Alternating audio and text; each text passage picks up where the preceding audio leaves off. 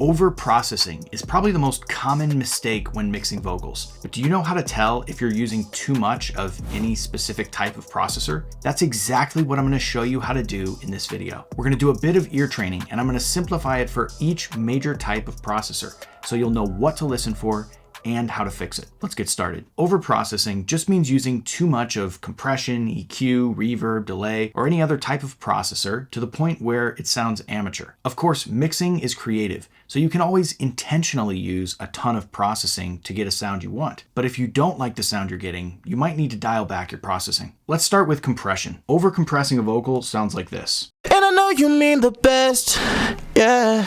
I hope you know I wish you well. But I don't think loving you should feel. One obvious sign of overcompression is the breaths. If the breaths start to sound like gasps and they're leaping out of the track, it's probably overcompressed. Take a listen to the raw vocal without any compression and pay attention to the breaths. And I know you mean the best, yeah. I hope you know I wish you well. The breaths sound totally normal, but when we overcompress it, it's going to sound like the vocalist is gasping for air. And I know you mean the best, yeah.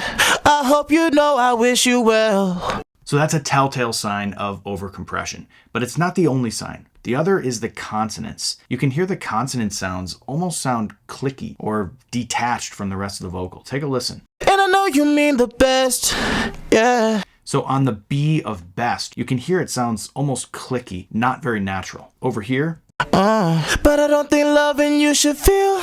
The F of feel also doesn't sound natural. So those are the two major signs of overcompressing a vocal. Number one is the breaths, if it makes the vocalist sound like they're gasping. And number two is the consonants, if it makes them sound unnatural or clicky. So let's take off this compression and dial in the compression the way it should be. And I know you mean the best, yeah.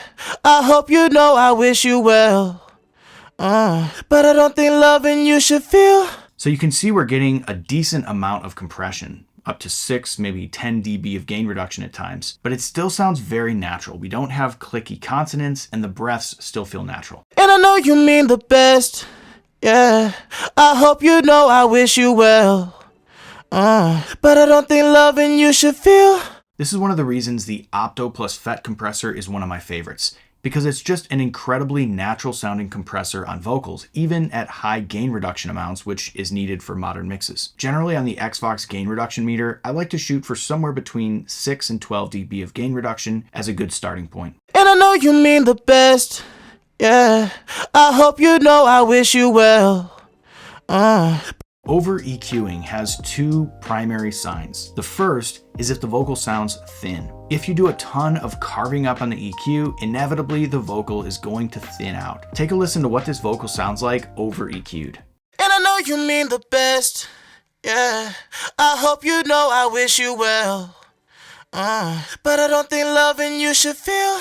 You can tell the vocal lost all of its body and character, and it just sounds like a ghost of itself almost. That is a telltale sign of over-EQ. Listen to the raw and then the over-EQ'd. And I know you mean the best, yeah.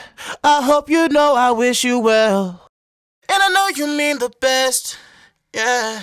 I hope you know I wish you well. The other sign of over-EQing is if it starts to sound harsh or brittle. This generally happens if you're over-boosting certain frequencies. Take a listen. And I know you mean the best, yeah. I hope you know I wish you well. And I know you mean the best, yeah.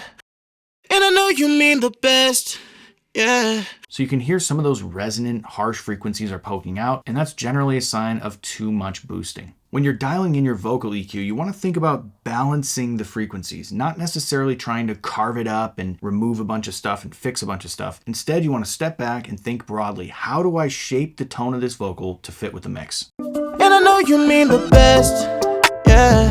I hope you know I wish you well. But I don't think loving you should feel like bouncing in between heaven and hell. So in this case, I just wanted to brighten it up slightly, maybe cut a little bit of mud out with the lows, but generally I'm just brightening it up and lifting it out of the track while still keeping it very natural sounding. And I know you mean the best, yeah. And I know you mean the best, yeah. And I know you mean the best, yeah. So you can tell it still sounds very natural when we turn on the EQ. It just sounds a lot cleaner and brighter. Overusing reverb and delay usually results in the vocal sounding muddy or less clear. Maybe it even sounds more distant. Take a listen as we overuse some reverb here. And I know you mean the best, yeah. I hope you know I wish you well. And I know you mean the best, yeah. I hope you know I wish you well. But I don't think loving you should feel. These are a bit more subjective. Maybe that's the vibe you're going for in this mix, and if so, there's no problem with it. But if you're trying to get a cleaner, more upfront sounding vocal, this will get in the way. Now, the best way to tell is just turn off the reverb, and if all of a sudden the vocal gets cleaner, clearer, and more upfront, chances are you're using too much reverb. And I know you mean the best, yeah. I hope you know I wish you well. But I don't. So instantly when we took the reverb off, the vocal got really focused and clear. We got rid of any of the muddiness. And so that generally means we're using too much reverb. So the best way to dial in reverb is in the context of the mix. And you want to choose a reverb that helps the vocal blend into the mix. So take a listen as we dial this in. And I know you mean the best, yeah. I hope you know I wish you well. But I don't think loving you should feel. So I really like this plate on this vocal. It's a longer reverb, but it helps it glue into the track without getting muddy or getting in the way. And I know you mean the best, yeah. I hope you know I wish you well. But I don't think loving you should feel. Of course, if you're trying to clean up your reverb, you can always use this reverb duck feature, which is going to duck the reverb out of the way for the clean vocal and help maintain some clarity even when you're using big reverbs like this. And I know you mean the best, yeah. I hope you know I wish you well. But I don't think loving you should feel. Delay can also be a great way to add space without adding mud. And I know you mean the best, yeah. I hope you know I wish you well. But I don't think loving you should feel. Moving on to de-essing. Now, when you start overusing your de-esser, the vocal will start to sound lispy, or it'll start to sound kind of dull, especially on the sibilants. Take a listen where we have way too much de-esser. And I know you mean the best, yeah. I hope you know I wish you well.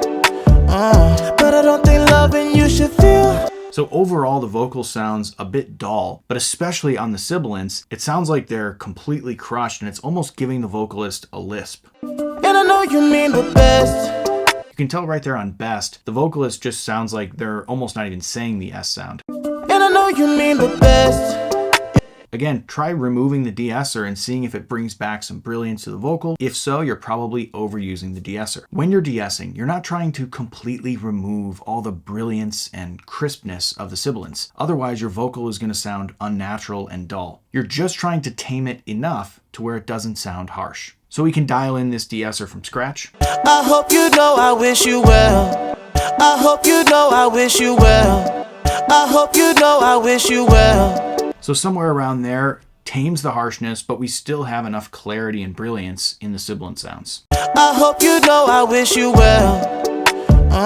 But I don't think loving you should feel. Let's talk about one more commonly overused type of processing, the high-pass filter. If you're using a variable high-pass filter like in Xvox Pro, if you set it too high, it's going to completely thin out the vocal. I hope you know I wish you well.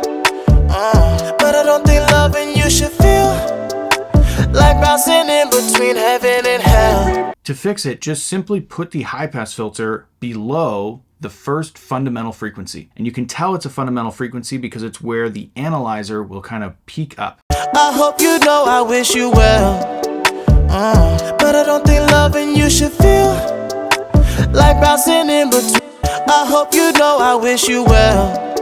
But I don't think loving you should feel. So by placing this filter below the fundamental frequency, we're going to make sure we're not cutting out any of the body of the vocal and we're not going to be thinning it out. So those are all the main types of processors that commonly get overused when mixing vocals. Now you'll know how to identify it and how to fix it to get a more natural, better result. Use this checklist in your next session to determine if you're overprocessing any parts of the vocal. If you like this video, give it a like and subscribe for more tips and tricks like this. And as always, happy mixing.